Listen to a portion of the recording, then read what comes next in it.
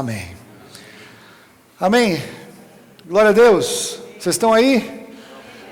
Graça e paz em nome de Jesus, não somente a vocês que estão aqui, mas também você que está em casa aí, ou em qualquer lugar, no Comunhão TV, é uma bênção, podemos, através dessa janela da internet, chegar em lugares que nós nem mesmo imaginamos.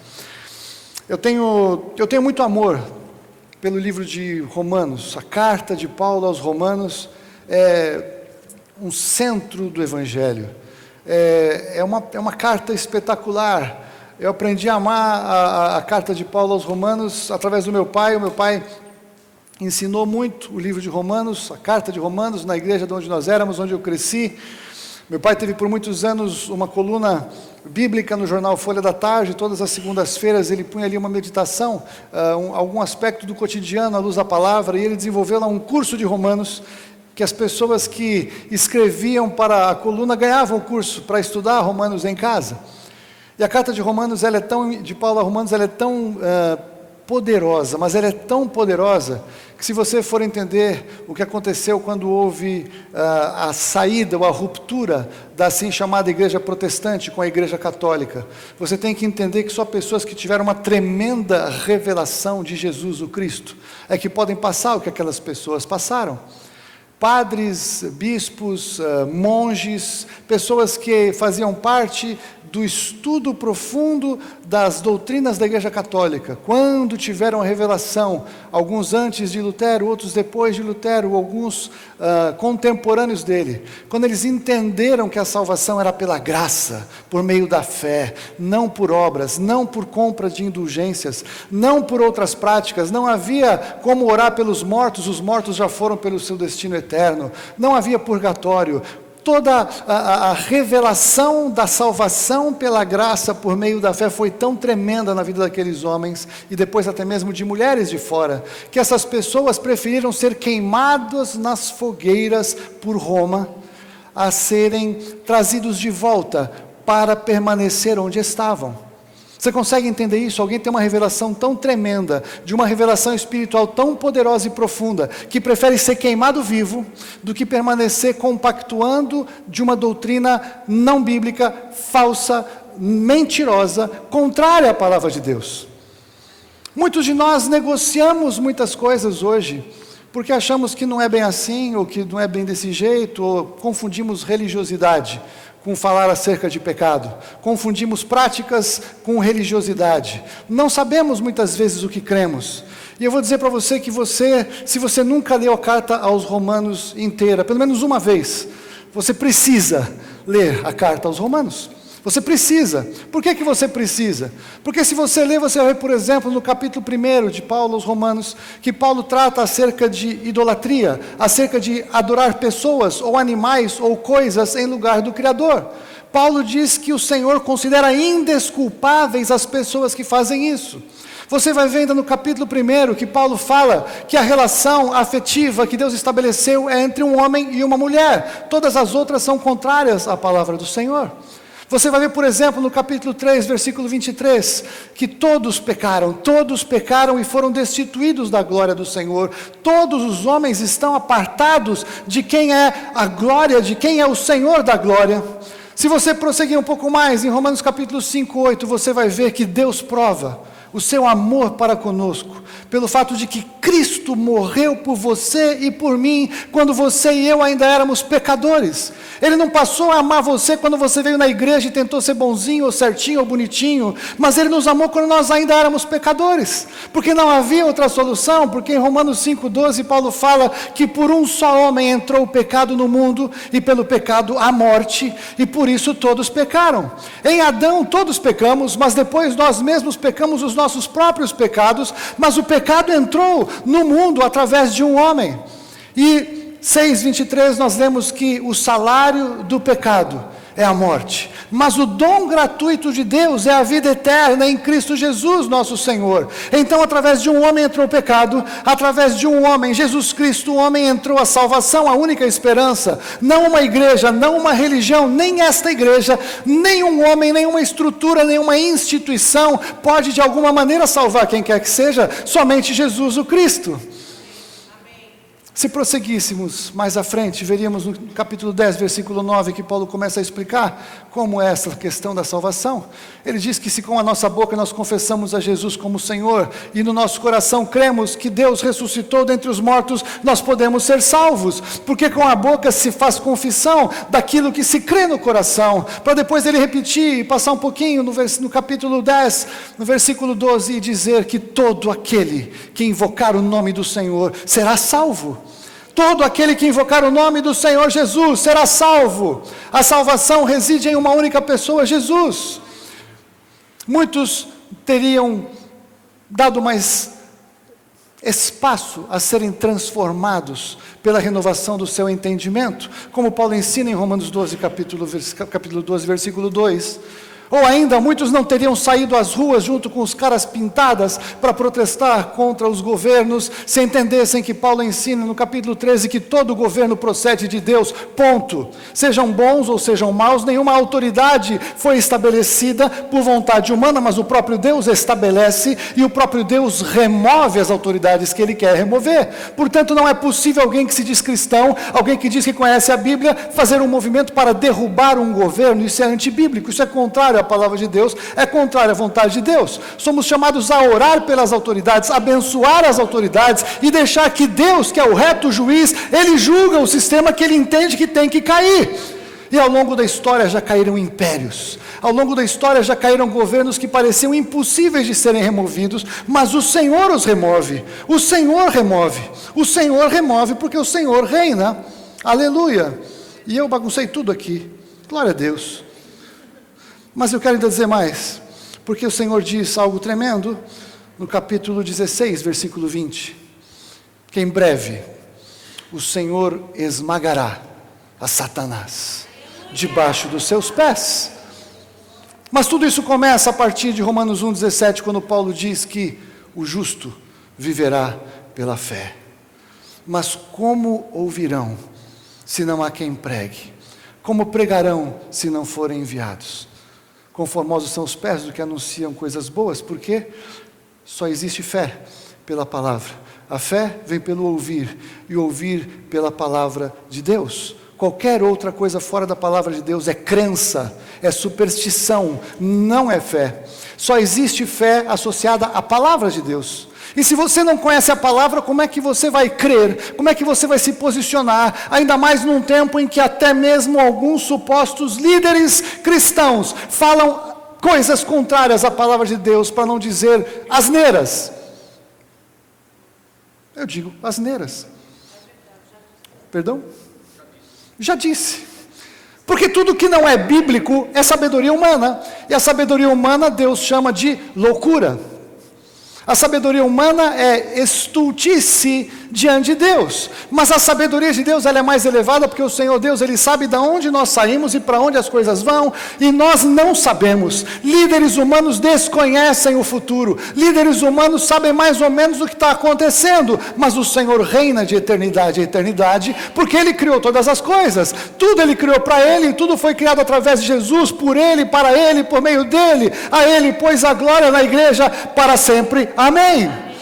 Então, se nós não sabemos o que cremos, nós vamos viver uma vida sem sentido, fora do ambiente onde fomos chamados a estar, como eu compartilhei um pouquinho no começo. Se você não gasta tempo para ler a tua palavra, a palavra de Deus que está ali no teu criado mundo, como é que você vai saber o que fazer quando as coisas piorarem? Eu e a Fulvia estávamos assistindo, a gente comprou uma sequência de uns vídeos mostrando como foi, um tipo documentário, mostrando como foi um pouco da reforma, um pouco da expansão da Bíblia, a Bíblia sendo traduzida para o idioma que a pessoa pode entender, porque antes não era assim, antes os textos eles eram em grego e hebraico, depois em latim, e ninguém tinha acesso àquilo, tinha que sempre comer pela mão de alguém que falava o que achava conforme a sua conveniência, e ninguém tinha acesso à verdade. Até que então a Bíblia começa a ser traduzida e é tremendo, porque o avivamento, ou a reforma, ou toda a transformação só é possível pela palavra de Deus. Quando a palavra é sonegada, as pessoas são enganadas, as pessoas são conduzidas, as pessoas não sabem exatamente em que estão pisando. Por isso que cada um tem que ter a sua Bíblia, por isso que eu sempre falo quando eu prego que você confira, por favor, na sua Bíblia, marque os textos. Graças a Deus, hoje o que nós pregamos fica gravado, você pode depois pegar o vídeo em casa e anotar os textos e conferir se os textos estão de acordo com aquilo que nós pregamos, porque se não estiver, vai embora.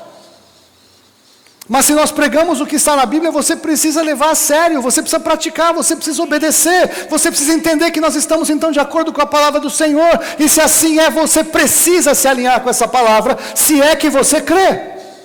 Porque se você não crê, então faz de qualquer jeito. Mas não há esperança para os que não creem.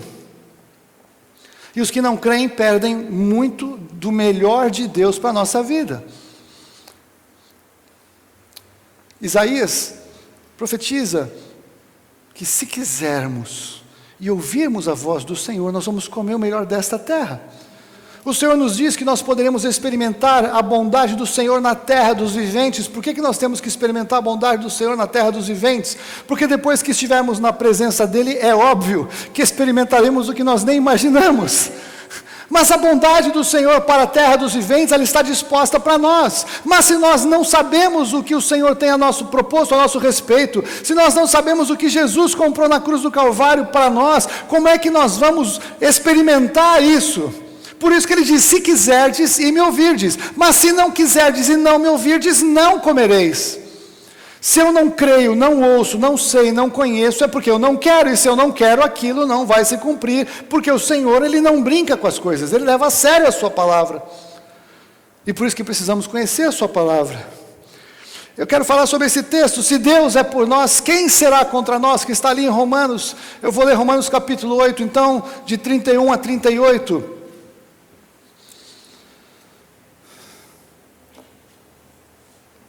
e agora eu dei um nó. Presta o seu iPad aqui. É que se eu sair eu vou derrubar o negócio aqui, aí depois eu não volto. Tinha que ter impresso o texto. Glória a Deus. Romanos capítulo 8. Vou ler do 31 em diante. Que diremos, pois, à vista destas coisas? Se Deus é por nós, quem será contra nós? Aquele que não poupou o seu próprio filho, antes por todos nós o entregou, porventura não nos dará graciosamente com ele todas as coisas? Quantas coisas? Quantas coisas? Aleluia, está escrito aí? Você já tinha lido esse versículo? Amém. Como não nos dará graciosamente com ele todas as coisas? Quem intentará acusação contra os eleitos de Deus? É Deus quem os justifica. Quem os condenará? É Cristo Jesus quem morreu, ou antes quem ressuscitou, o qual está à direita de Deus e também intercede por nós. Quem nos separará do amor de Cristo? Será tribulação, ou angústia, ou perseguição, ou fome, ou nudez, ou perigo, ou espada? Como está escrito, por amor de ti somos entregues à morte o dia todo. Fomos considerados como ovelhas para o matadouro. Em todas estas coisas, porém, somos mais que vencedores por meio daquele que nos amou, porque eu estou bem certo que nem a morte, nem a vida, nem os anjos, nem os principados, nem as coisas do presente, nem do porvir, nem os poderes, nem a altura, nem a profundidade, nem qualquer outra criatura poderá separar-nos do amor de Deus que está em Cristo Jesus, nosso Senhor, amém? Aleluia! Há uma provisão para a nossa vida. Mas como é que isso funciona? Como é que eu me conecto com essas coisas? Tem muito crente que não entende muito bem que as questões da palavra de Deus, elas precisam ser conectadas. Não é porque o cara se converte e entra na igreja que tudo cai na cabeça dele de uma maneira automática para qualquer um, de qualquer jeito. Não. Paulo nos ensina que da maneira como nós recebemos ao Senhor Jesus, assim nós devemos desenvolver a nossa salvação com temor e tremor. Como é que nós recebemos a Jesus? Pela fé. Então, da maneira que eu recebi a Jesus pela fé, eu devo desenvolver a minha salvação pela fé. Se eu não conheço as propostas de Deus para a minha vida, as soluções dele para mim, os planos dele para mim, eu não poderei crer, e se eu não crer, eu não terei acesso. Mas se eu conheço, sei e creio, eu experimento o quê? A vida a própria vida de Deus expressa na sua palavra, fluir em mim, fluir através de mim para abençoar aqueles à minha volta. É por isso que muitas pessoas entram na igreja ao mesmo tempo, se convertem ao mesmo tempo, e algumas crescem rapidamente, outras nem tanto, e outras passam 40, 50 anos na igreja, e a gente quase que fica esperando Jesus voltar, para ter certeza se o cara era convertido mesmo ou não, porque a gente não sabe. Deus sabe do coração. Mas precisamos ser transformados, precisamos experimentar as coisas que o Senhor propôs para nós. Mas veja, esse texto ele começa com estas coisas. Volta lá, por favor, para as pessoas. Bom, esquece, eu estou aqui no... É verdade. Aleluia. O 8:31 diz, Paulo faz uma pergunta, que diremos, pois, à vista destas coisas? Cara, você não pode ler a Bíblia e tropeçar num negócio desse e passar pela frente, porque se Paulo faz uma pergunta, ele espera que você responda. Amém? E antes de saber o que você vai fazer diante dessas coisas, você poderia perguntar que coisas. Algumas pessoas poderiam chegar diante do texto e falar, hã? Não é problema nenhum você não ter entendido, porque se nós vamos lendo, aí a gente tem que parar e fazer uma avaliação do que está sendo dito antes. Que coisas? Porque essas coisas ele considerou importantes para você e para mim. Amém? Faz sentido? Eu poderia pensar em várias coisas, eu poderia pensar na carta inteira, ele escreveu 8 capítulos antes, 7 capítulos antes, um monte de coisa. Eu escolhi 4. Não quer dizer que são estas 4 as que Paulo tinha em mente, mas eu posso dizer com certeza que estas 4 faziam parte daquelas coisas que Paulo tinha em mente quando fez esta pergunta. Como é que eu posso dizer isso? Porque as 4 estão no próprio capítulo 8. A primeira delas, ele nos diz que há uma absolvição para quem está em Cristo, porque no Romanos 8:1 nós lemos que agora, pois já nenhuma condenação há para os que estão em Cristo Jesus, porque a lei do Espírito da vida em Cristo Jesus te livrou da lei do pecado e da morte. Por que Paulo estava falando isso? Que no capítulo 7, ele gastou um tempo para explicar a bênção que é a lei.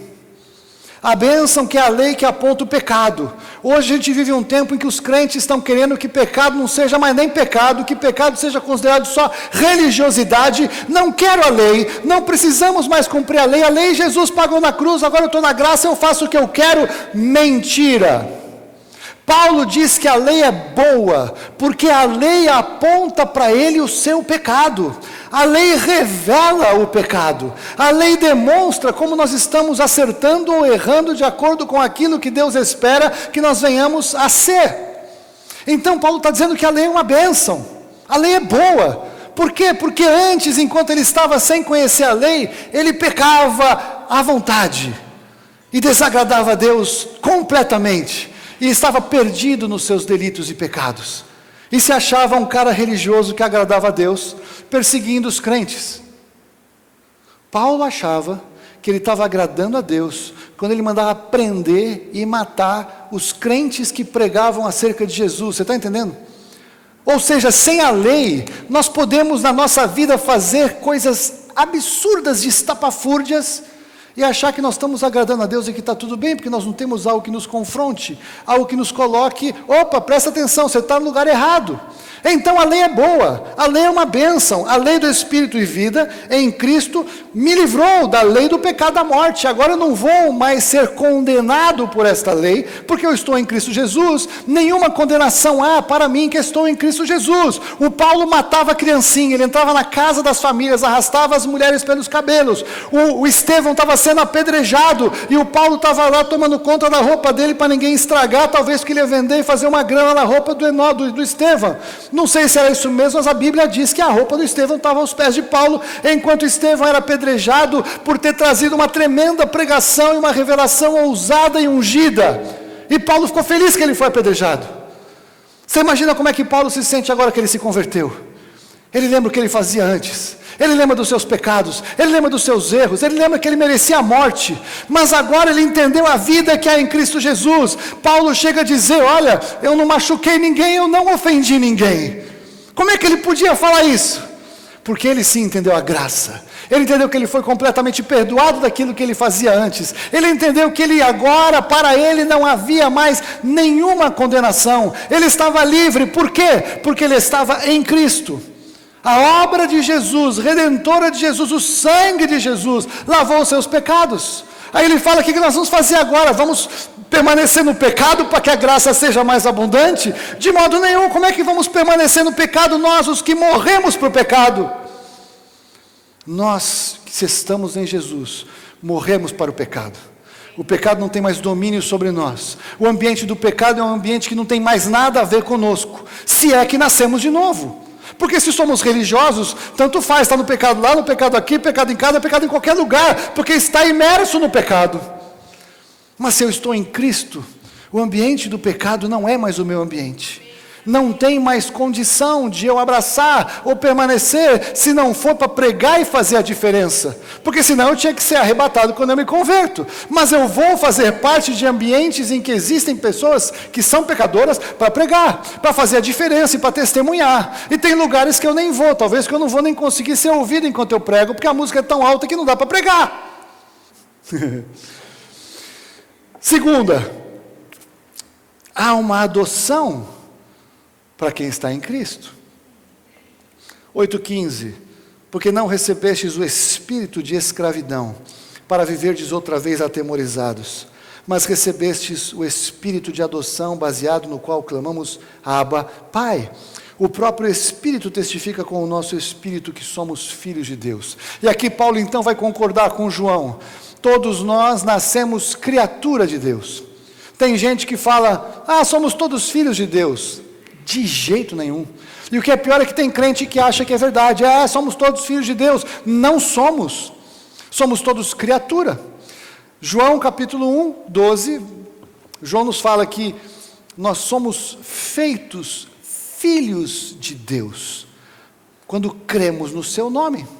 Ele nos dá o poder de sermos feitos filhos. Não éramos filhos, nos tornamos filhos. E aqui Paulo traz isso de uma maneira mais profunda, quando ele fala de adoção por filhos. Adoção é alguém que não era filho, nasceu em outro lugar, em outra família, em outra cidade, em outro país, em outro ambiente, em outro nível social, em outra condição, em outro idioma de origem, outro lugar, mas por um ato jurídico, legal e perfeito, pela vontade do pai e da mãe, é feito filho, inserido na família, tem nome, tem sobrenome, tem casa, tem destino, tem origem, tem suporte, tem afeto, tem amor, tem vida. A figura da adoção no mundo natural, ela demonstra o que nos aconteceu no mundo do Espírito. Nós éramos rebeldes diante de Deus, nós não tínhamos nada a ver com Deus, não queríamos a vida de Deus, não queríamos ter comunhão com Deus, não queríamos obedecer a Deus, não queríamos as regras de Deus, não queríamos adoração, não queríamos nada disso.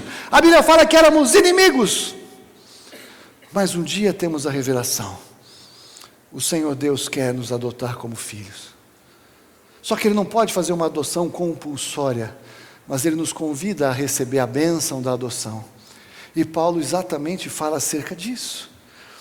Nós não recebemos mais o espírito de escravidão para viver como antes, mas agora nós clamamos: Abba, Pai, espírito de adoção. Eu que não era filho, agora chamo Deus de Pai. Eu chamo Deus de Pai e Deus olha para mim e fala: meu filho, aleluia. E eu não sou esquizofrênico. Tudo bem que eu ouço vozes do Espírito Santo de Deus, aleluia. Mas eu estou lastreado na palavra. Você entende que você antes não era e passou a ser em Jesus? Que você não tinha direito a nada, você permanecia debaixo da condenação, ia para o inferno definitivamente, sem solução, sem escala. E hoje tem pastor que tem vergonha e medo de falar de inferno. Eu digo, toda a humanidade estava indo para o inferno, toda a humanidade nasceu em pecado, separado de Deus, mas Deus traz aqueles que ouvem a sua voz e a sua palavra para serem feitos filhos de Deus, não para serem feitos evangélicos, não para fazer parte dessa igreja que nós somos os únicos certos, não. Para receber Jesus, para experimentar o amor de Deus revelado em Jesus, conhecer a obra de Jesus, regeneradora, transformadora. Adoção. Antes não éramos, e agora somos. Poderia pensar ainda que há sofrimento sim, mesmo para quem está em Cristo nesta vida. Eu até tentei pegar essa imagem aqui, é um caminho pedregoso, é difícil, mas é para cima. Aleluia! Porque sabemos, 8:22, que toda a criação a um só tempo geme e suporta angústias até agora. E não somente ela, mas também nós que temos as primícias do Espírito, igualmente gememos em nosso íntimo, aguardando a adoção de filhos, a redenção do nosso corpo. Nós ainda estamos num ambiente inóspito. Eu sempre quis usar a palavra inóspito numa pregação, já consegui. O ambiente aqui é no mínimo inóspito. Tudo neste mundo em que nós vivemos é contrário à palavra de Deus. A criação geme. A criação está sendo destruída pelo homem. É um dos motivos pelo qual Deus vai julgar a criação. Ele revela isso em Apocalipse. Todo o sistema é contrário. Toda a forma de pensamento é contrário.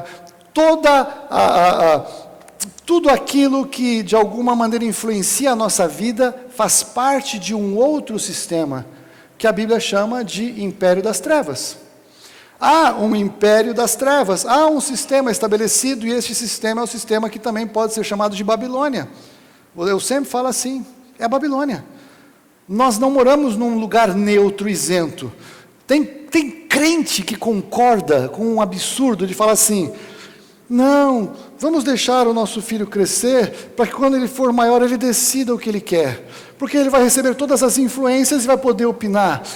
Ele só vai ouvir influência do inferno, porque todo o sistema que está aí, ele aponta para o inferno.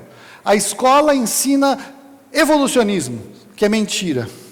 A escola considera a história muito mais digna de credibilidade do que a Bíblia. Eles dizem que a Bíblia é um livro de religião e confiam na história. E a história, você que pode estudar a própria história, eles se pegam na própria tolice do argumento, porque a primeira coisa que um império faz quando se estabelece e vence um império anterior é destruir todas as informações, toda a cultura, todos os documentos, quebrar tudo e destruir tudo para conseguir fazer sumir aquele anterior que foi subjugado. Vocês já leram isso nos livros de história? Mas por que a gente acha que tinha alguém isento que ficou anotando a história para contar a verdade como foi, e que justamente esse relato foi o que chegou até a tua mão para você crer que a história é a verdade?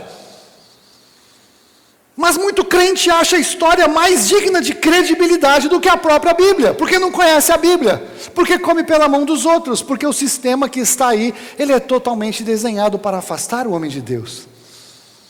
Ele é totalmente desenhado para que o homem seja idolatrado, para que os sistemas humanos sejam idolatrados, para que o sistema financeiro financie o sistema humano que está sendo idolatrado. E muitas vezes próprias pessoas do meio gospel entram no sistema financeiro e acabam saindo completamente fora do lugar onde deveriam estar, porque nem percebem, porque não conhecem a palavra. Talvez conheçam músicas, mas não conhecem a palavra. E a excelência da revelação está na palavra. Teremos sofrimentos, e tem muito crente que quando passa sofrimento, acha que Deus está longe, acha Deus me abandonou, eu não estou em pecado, eu estou indo na igreja, estou fazendo tudo certinho, por que eu estou sofrendo? Porque nesse mundo nós vamos passar por sofrimentos, ponto. Jesus disse: nesse mundo teremos o quê? Aflições. Mas tem de bom ânimo, eu venci o mundo. Mas Haroldo, você acabou de falar que se quiser me ouvir, comereis o melhor dessa terra. É verdade. Só que mesmo o melhor desta terra, enquanto eu estiver nesta terra, as aflições vão bater na minha porta. Jesus ensinou o que acerca da edificação da casa? Faz a casa na rocha e faz a casa na areia. Por quê? Se vier a tempestade, foi isso que ele falou? Não. Quando vier a tempestade, porque a tempestade virá, meu querido, minha querida, a tempestade vai bater na nossa porta enquanto nós estivermos aqui, porque esse sistema está sendo deteriorado, vai ser julgado e será condenado. Não dá para mudarmos o mundo. Deus vai mudar o mundo quando Ele destruir este mundo e fizer novos céus e nova terra. Essa é a promessa que nós aguardamos. Só ali haverá restauração disso que nós conhecemos por mundo. Mas isso aqui não é o melhor. Não adianta ganhar o mundo inteiro, porque não adianta nada ganhar o mundo inteiro e perder a sua alma. Nós temos que ter autoridade neste mundo para pregar a palavra. Nós temos que demonstrar a vida de Jesus em nós.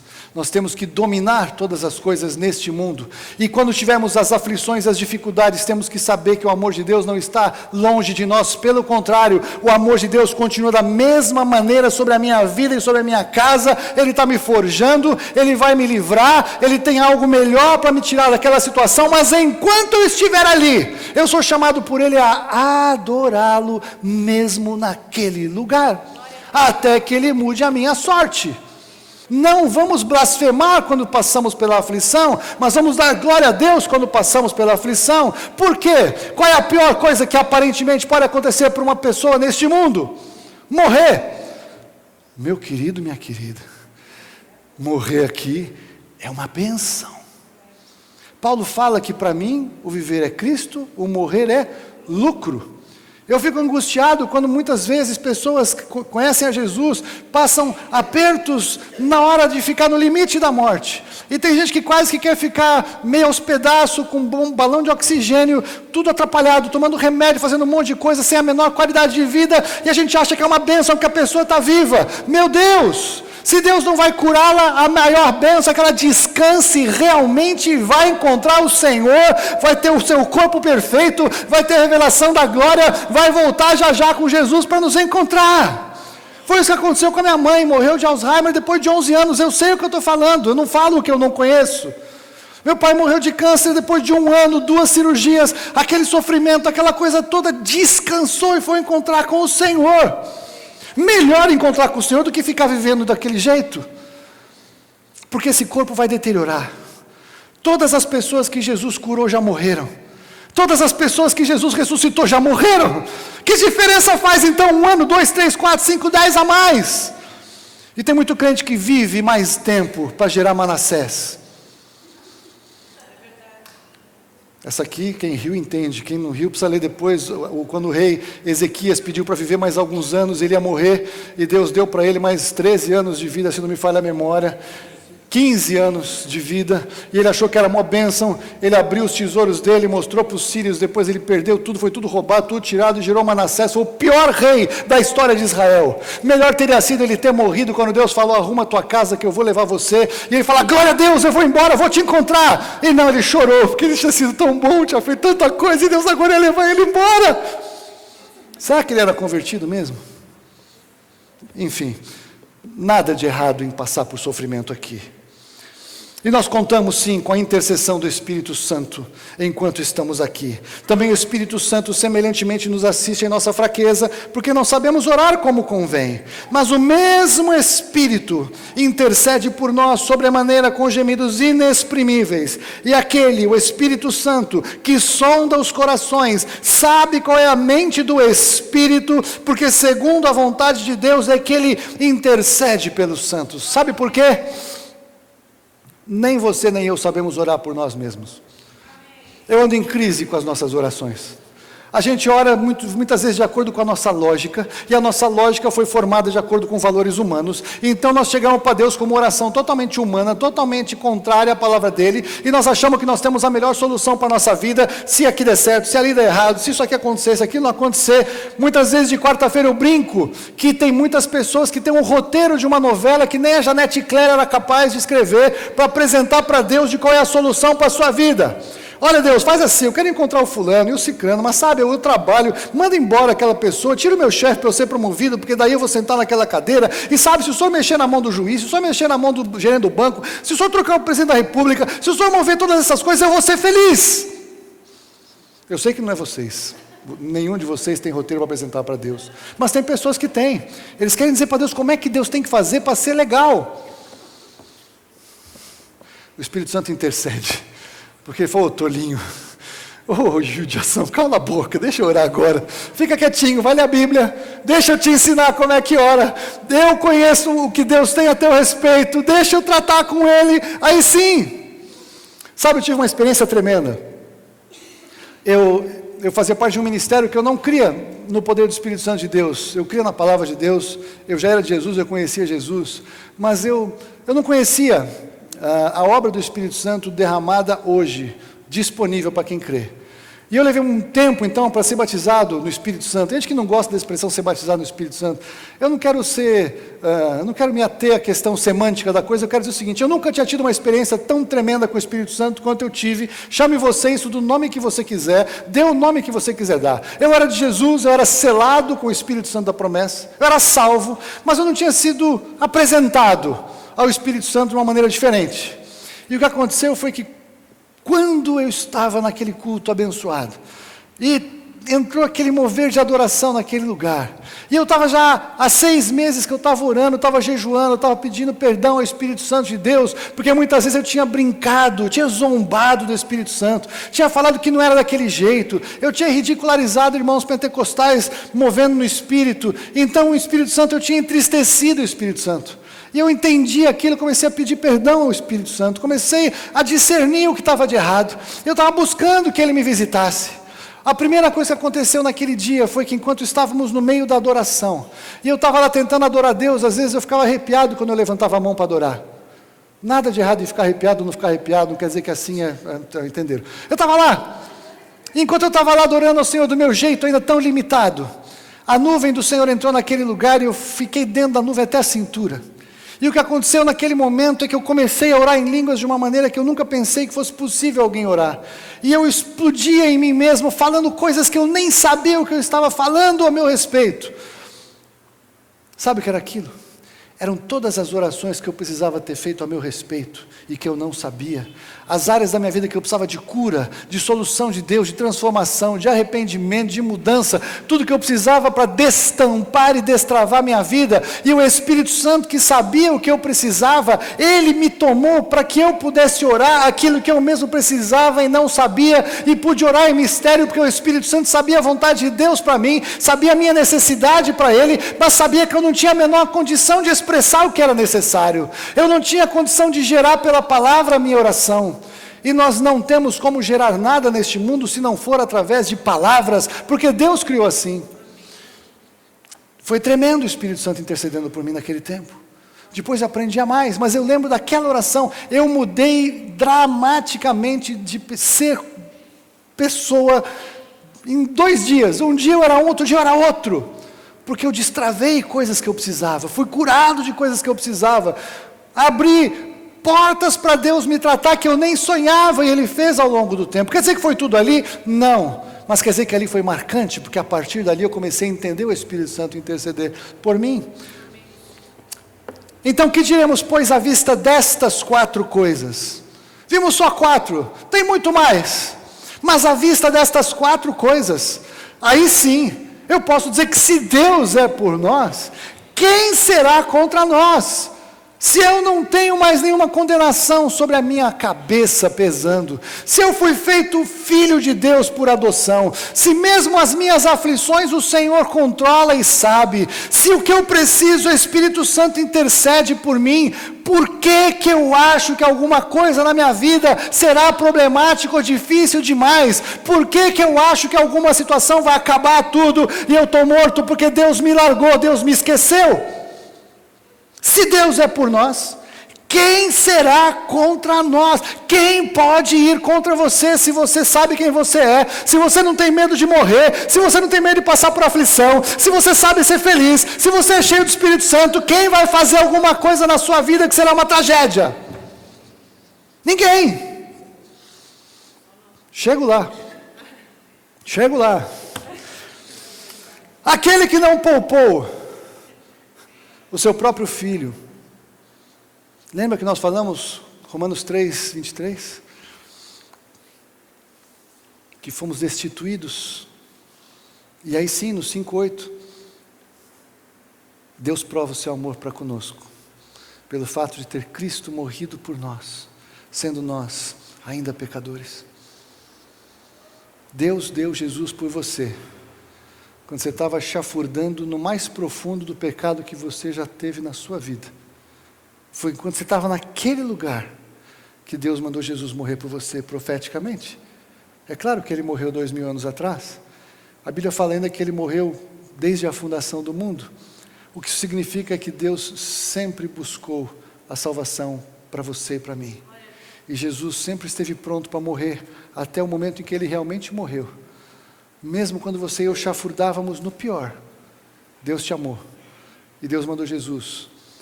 Se Deus teve o desprendimento de dar Jesus por você nesse momento, por que Ele não vai ouvir a sua oração? Por que Ele não vai interferir na tua situação hoje?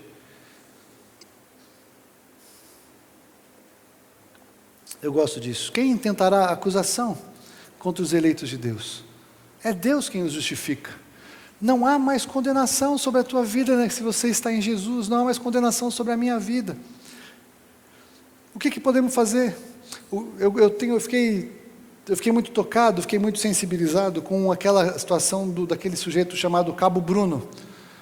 A história dele foi uma tragédia humana, né? O cara, talvez vocês não tinham nascido naquela época, mas o Cabo Bruno, ele foi um cara que ele era um desses matadores justiceiros, e ele matou dezenas de pessoas, mais dezenas de pessoas, uma coisa assim, eu nem sei quantas foi um monte, um absurdo.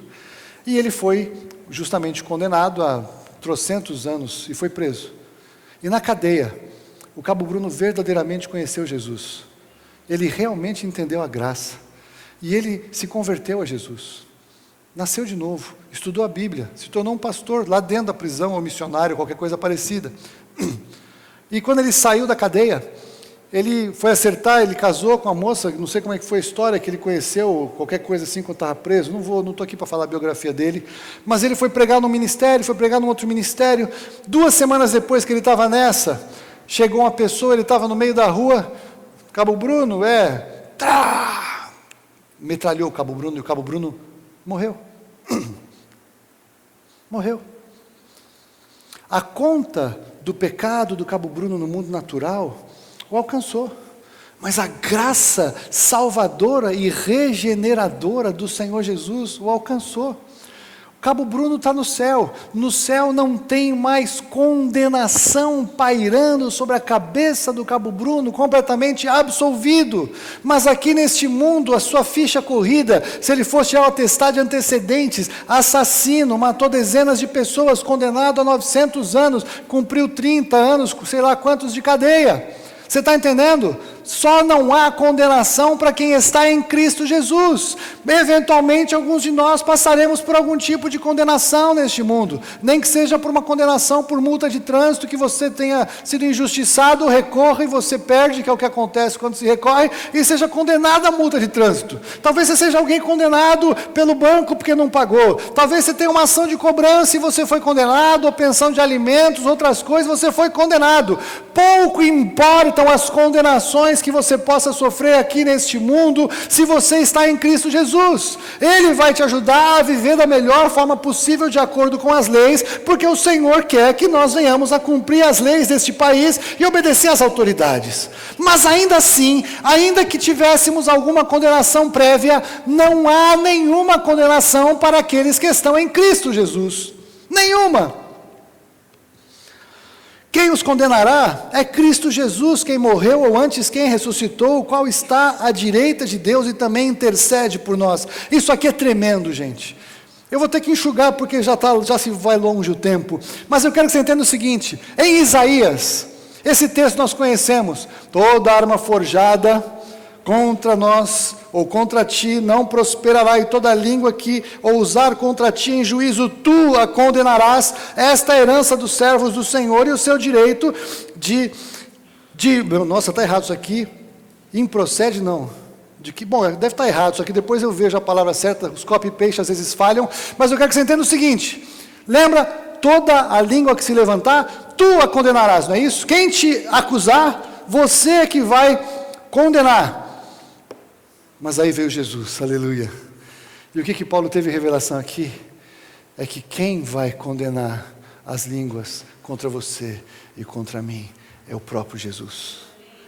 Não mais eu preciso declarar, mas o próprio Senhor Jesus é que intercede por mim. E Ele está à direita de Deus. Ele se levanta contra as línguas que me condenam e me justifica. Aleluia. Por fim, quem nos separará do amor de Cristo? Será tribulação, angústia ou perseguição, ou fome, ou nudez, ou perigo, ou espada? Como está escrito, por amor de ti somos entregues à morte o dia todo. Fomos considerados como ovelhas para o matadouro. Em todas estas coisas, quais coisas? Tribulação, angústia, perseguição, fome, nudez, perigo, espada. Porém, somos mais que vencedores por meio daquele que nos amou, porque eu estou bem certo de que nem a morte, nem a vida, nem os anjos, nem os principados, nem as coisas do presente, nem do porvir, nem os poderes, nem a altura, nem a profundidade, nem qualquer outra criatura, nada, exceto pecado. Só eu mesmo posso me separar de Deus.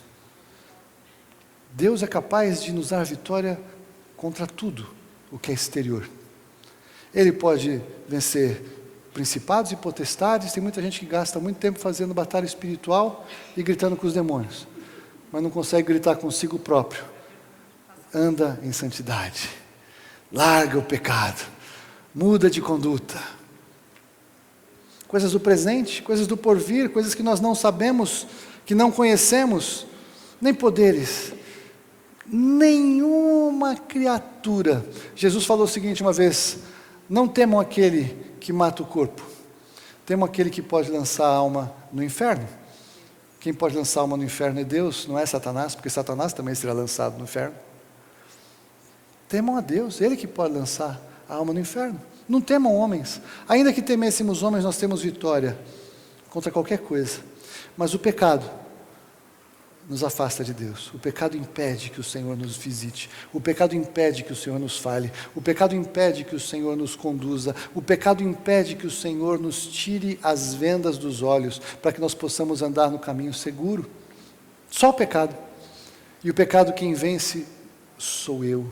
O pecado quem vence é você. Deus não vence o pecado. Satanás não pode fazer você pecar contra a sua vontade. Satanás abre a porta e oferece uma opção contrária à palavra de Deus, mas a decisão é sua e minha de pecar. Ele não obriga ninguém a pecar. Ele não tem este poder. Satanás não tem nem mesmo a autoridade. Ele só tem a autoridade que nós damos. Satanás está destituído de autoridade. Ele precisa de uma autoridade delegada para poder exercer o poder que ele ainda tem poder. Você está entendendo isso? A vitória das nossas vidas é um ato seu e meu, de largar o pecado, de obedecer a palavra, de crer na palavra, de receber a herança do Senhor que Ele propôs e que Ele já deu para você e para mim, mesmo quando você e eu nem aí estávamos, nem aí com Ele. É por isso que muitas vezes nós não chegamos onde gostaríamos de chegar, não alcançamos onde gostaríamos de alcançar, porque nós muitas vezes amamos mais o mundo do que amamos o Pai.